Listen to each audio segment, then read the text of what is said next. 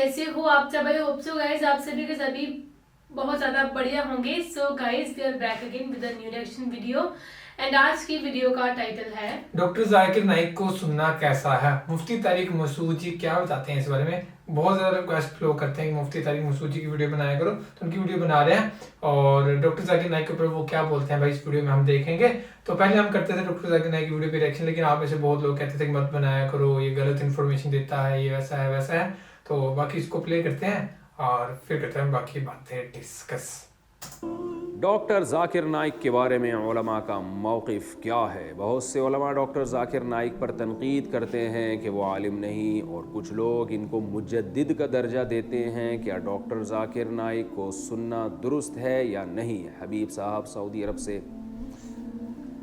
देखिए, डॉक्टर जाकिर नाइक के बारे में इफ़रात व तफरीत है। कुछ लोग तो उनको बहुत ही बढ़ा देते हैं कि कल मेरे पास विरासत के मसाइल के लिए लोग आए थे तो मैंने उनको मसला बताया। बिनोरी टाउन का फ़तवा भी था उनके पास। मैंने कहा कि ये भी फ़तवा वही है जो मैं बता रहा हूँ आपको। तो उलमा, मैंने कहा किसी भी मदरसे से आप फ़तवा लेंगे तो जो फ़तवा सारी दुनिया के मदारिस का है वो इसमें एक ही है। तो वो कह रहे हैं डॉक्टर जाकिर नाइक से हमने सुना है, कुछ यूँ कह रहे थे, कुछ यूँ कह रहे थे। तो मैंने उनसे कहा कि देखें, डॉक्टर जाकिर नाइक से आपने जो सुना है, मुझे नहीं पता वो आप समझे भी हैं कि नहीं समझे, डॉक्टर जाकिर नाइक का मौक़िफ़ क्या है, और ये भी नहीं मुझे पता कि वो इस बारे में सही कह रहे थे गलत कह रहे थे। लेकिन हर शख्स की एक फ़ील्ड हुआ करती है। तो मैं क्या, बड़े बड़े उलमा यही बताते हैं कि डॉक्टर जाकिर नाइक की जो फ़ील्ड है वो है अदियान आलम, उनमें तक़ाबुल। बहुत सारे दीन मज़ाहिब के बारे में उनको बहुत ज़बरदस्त मालूमात हैं और बेपनाह गैर मामूली हाफ़िज़ा है। तो इस हाफ़िज़े की बेस पे वो फिलबदी ही जवाब देते हैं। इसमें उनकी बहुत तैयारी है। तो ये उनकी फ़ील्ड है, इसमें दुनिया उनकी मोहताज है। इस फील्ड में और भी बहुत से उलमा हैं, लेकिन जिस तरह से डॉक्टर जाकिर नाइक ने जदीद तरीक़ों को इस्तेमाल किया और बेपनाह हाफ़िज़े का इस्तेमाल किया, उसमें मेरी मालूमात की हद तक उनकी कोई मिसाल नहीं मिलती। तो इसमें वो इमाम हैं लोगों के। लेकिन जो फ़िक़ी मसाइल हैं, जैसे विरासत के मसले हैं, इसमें तो बाकायदा प्रैक्टिस होती है। बड़े बड़े उलमा की निगरानी में मसाइल हल करने पड़ते हैं। इसमें जो है वो तरबियत की जाती है उन उलमा की कि विरासत के मसाइल को कैसे हल करना है। बहुत पेचीदा मसाइल होते हैं बसा औक़ात विरासत के। तो ये वो तबका है जो जिन्होंने जनाब मोहतरम डॉक्टर जाकिर नाइक को इतना बढ़ा दिया कि वो मसाइल भी अब उन्हीं से पूछना शुरू कर दिए हैं। और एक तबका वो है जो उन पे बिलावजह तनकीदें करता रहता है, और तनकीदें ऐसी ऐसी कि अल-अमान वल हफ़ीज़।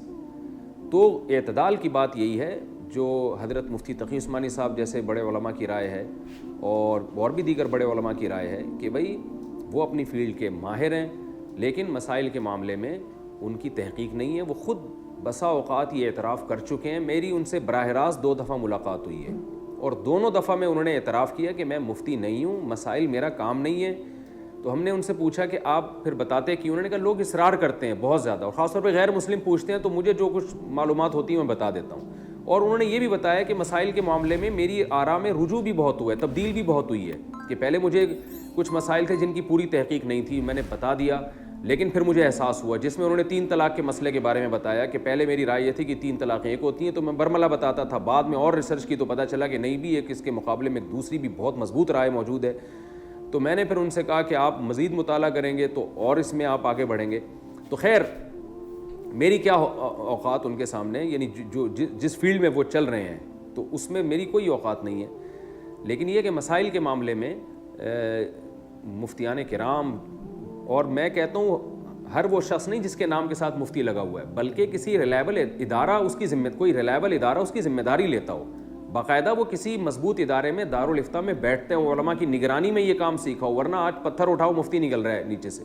हर पागल से पागल ने अपने नाम के साथ मुफ्ती लगाया हुआ है, और कोई हमारे यहाँ पाकिस्तान में तो कोई मैयार ही नहीं है ना कि जिसको चाहो मुफ्ती लगा के। मुफ्ती अब्दुल कवी का कैसा स्कैंडल चला है, लोग मुझे कहने लगे मुफ्ती अब्दुल कवी ने ये किया। मैंने कहा पहले ये तो साबित करोगे ये मुफ्ती भी हैं कि नहीं है। तो जिसके नाम के साथ चाहो मुफ्ती लगा दो, इतना सस्ता लफ्ज़ हो गया हमारे माशरे में। और पत्थर उठाओ तो नीचे से मुफ्ती निकलता है। आमिल मुफ्ती बने हुए हैं, रूहानी आमिल जो जिन चुड़ैल भूत भगा रहे हैं वो मुफ्ती बने हुए हैं। तो जिन चुड़ैल भूत भगाने वाले का तो मुफ्ती से कोई ताल्लुक़ ही नहीं होता। तो वो अपने नाम, रूहानी टोपी ड्रामे जो हैं वो अपने नाम के साथ मुफ्ती लगा रहे हैं। تو باقاعدہ جو بڑے بڑے دینی ادارے ہیں ان اداروں میں, چاہے وہ عرب میں ہوں چاہے وہ پاکستان میں ہوں بر صغیر میں ہوں, اس ادارے کا منجھا ہوا کوئی آدمی ہونا چاہیے جس نے باقاعدہ پراپر طریقے سے یہ کام کیا ہو, اہل افتاء کی نگرانی میں فتویٰ سیکھا ہو, تحقیق کرنا جانتا ہو, اس فیلڈ میں ماہر ہو, صبح و شام لوگوں کے روزمرہ مسائل آ رہے ہیں اس کے پاس, ان پہ ریسرچ کر رہا ہو. اس میں بہت کھوپڑی لگتی ہے, دماغ لگتا ہے, اتنا آسان نہیں ہے یہ. تو میں نے جب زندگی میں پہلا فتویٰ لکھا تھا نا تو مجھے اندازہ ہو گیا تھا یہ کتنا مشکل کام ہے, فتویٰ لکھنا کتنا مشکل کام ہے.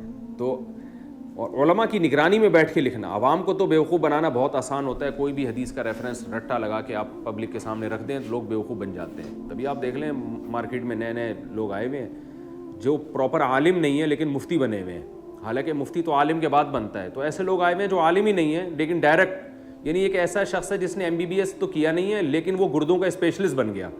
تو گردوں کا اسپیشلسٹ, کڈنی اسپیشلسٹ تو بہت بعد میں جا کے بنے گا, پہلے تو سادہ ڈاکٹر تو بنے گا نا وہ.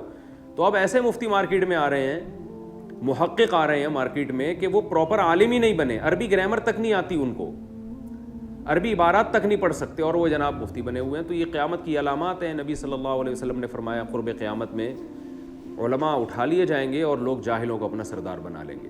تو اس لیے مسائل کا جو علم ہے نا یہ بہت نازک پیچیدہ علم ہے, اس میں باقاعدہ پراپر مفتیان کرام سے رجوع کیا جائے گا, ان سے رابطہ کیا جائے گا.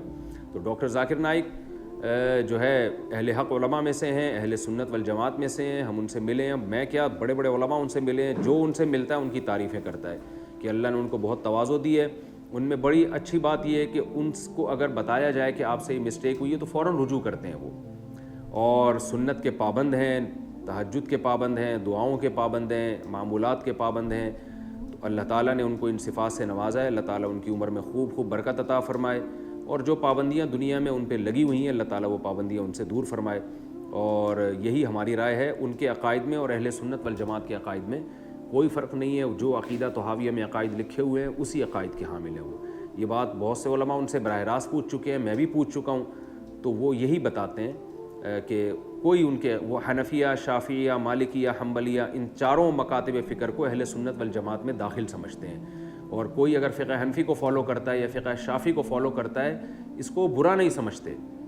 بلکہ جب میری ان سے براہ راست بات ہوئی تھی تو انہوں نے خود بتایا تھا کہ پوری دنیا میں ان کی ریسرچ کے مطابق سب سے زیادہ فقہ حنفی کو فالو کیا جاتا ہے. 50% لوگ ہیں جو فقہ حنفی کو فالو کر رہے ہیں اسلام میں, مسلمانوں میں. اور انہوں نے بتایا کہ 30% لوگ فقہ شافعی کو فالو کرتے ہیں, 17% فقہ مالکی کو. تو گائز ہمیں بتانا کہ یہ کیا ہے فقہ حنفی, فقہ مالکی, یہ بتانا کہ یہ کیا کیا چیزیں ہیں, کس چیز کو یہ بتا رہے ہیں. اور ایک بڑے وہ یوز کرے تھے مسائل. مسائل کا کیا مطلب ہوتا ہے ڈاکٹر ذاکر نائک؟ مسائل نہیں ہے کچھ, میرے کو بتانا وہ چیز کیا ہے. 2% لوگ فقہ حنبلی کو اور 1% لوگ ایسے ہیں جو ان چاروں میں سے کسی فقہ کو فالو نہیں کرتے. تو ان کا موقف اہل سنت والجماعت کے بارے میں بہت اچھا ہے. جس طرح ان کے بارے میں یہ الزامات لگتے ہیں کہ وہ بالکل ہی چاروں مکاتب فکر کو غلط سمجھتے ہیں, ایسا کچھ بھی نہیں ہے. وہ بہت معتدل قسم کے ایک عالم ہیں. عقائد میں وہی عقائد ہیں ان کے جو اہل سنت والجماعت کے عقائد ہیں. باقی غلطی انسان سے ہوتی ہے, ہم سے بھی ہو سکتی ہے, مسائل بتانے میں ان سے بھی ہو سکتی ہے. تو ان غلطیوں کی بیس پر کسی کو گمراہی کا فتویٰ نہیں لگایا جا سکتا, بلکہ یہ کہا جائے گا کہ بھئی یہ اس معاملے میں ان سے یہ خطا ہوئی ہے اور اس کی دلیل یہ ہے, جیسے کہ علماء کا ایک بات کرنے کا طریقہ ہوتا ہے. سو گائز یہ تھی ویڈیو مفتی طارق مسعود جی کی, اور بہت سی چیزیں تھی اس میں جو ہمیں نہیں پتہ ہے بھائی ابھی تک, کہ مفتی کیوں لگتا ہے. یہ چیزیں آپ بتانا میرے کو کمنٹس میں کہ مفتی کیوں لگتا ہے اور کب لگتا ہے اور کس کے آگے لگتا ہے, کہ بھائی وہ بندہ مطلب کہ کتنا زیادہ آگے بڑھ جاتا ہے کہ اس کے آگے مفتی لگتا ہے. اور علامہ کی بات کر رہے ہیں, یہ علامہ کس کے آگے لگتا ہے؟ میرے خیال سے علامہ قاضی حسین رضوی شاہد ہو سکتا ہے ان کا علامہ لگتا ہے, کہ کیا ڈفرینس ہے بھائی ان میں.